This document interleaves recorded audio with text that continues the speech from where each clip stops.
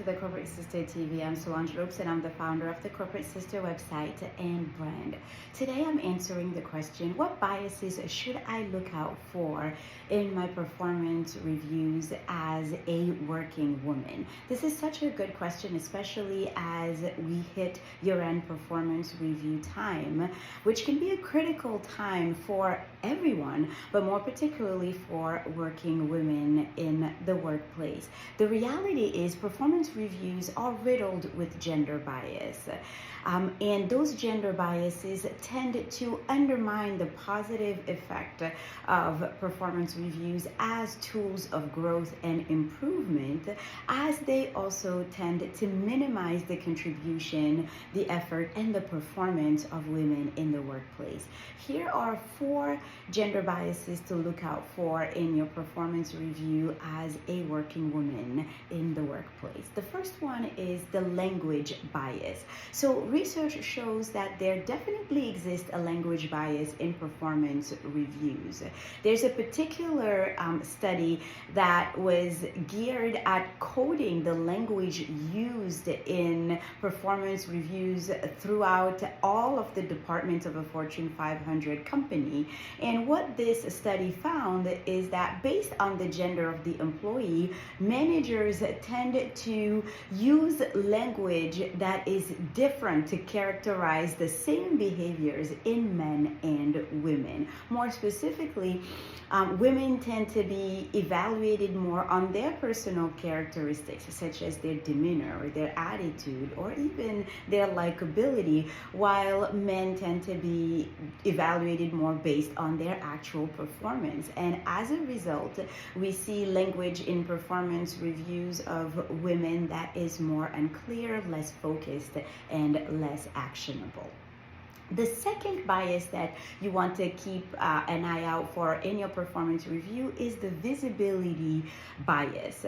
So women tend to spend more time on tasks that are extremely important to the success of any project, any organization or department, but tasks that may be less visible, such as ensuring the cohesion of the team or ensuring that communication is adequate throughout the team, the department, or the organization. These less visible tasks may lend themselves to a lower evaluation scale in performance review or to invisibility altogether as part of the performance review process. Men, on the other hand, tend to be focused more on tasks that are more visible, such as leading meetings, for instance, which benefit from a higher evaluation scale in performance reviews and more rewarding as part of this process as well. This is especially important in the era of remote work, as many working women and moms prefer to work remotely, and as in doing so, many of the tasks that they engage in are not necessarily as visible and so are not necessarily represented on performance reviews and rewarded accordingly.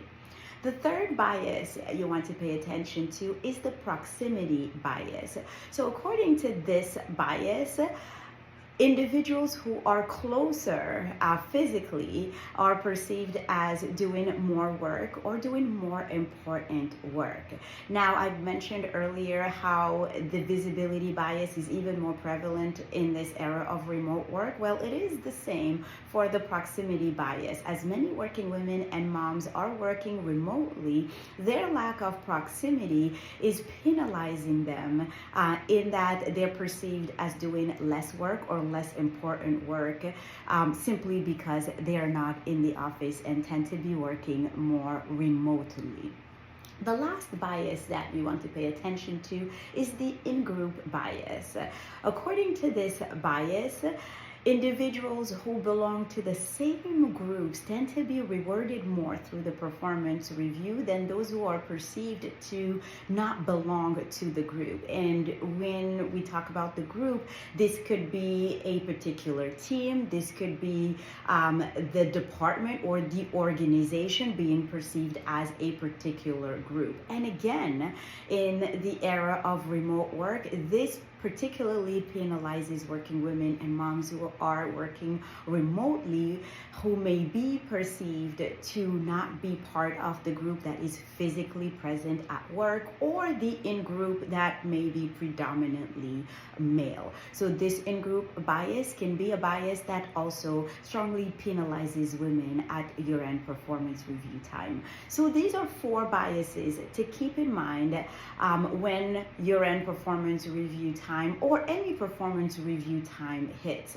And a few ways to counteract these biases include asking for more actionable feedback, ensuring that some of the feedback is not just due to the lack of visibility or the lack of proximity or the lack of not belonging to the group as well. I'd be curious to know what your experience has been with any of these biases, how you've counteracted them in your own career, and what your advice and your stories are for other working women and moms. Thank you for watching, and I'll see you in the next video.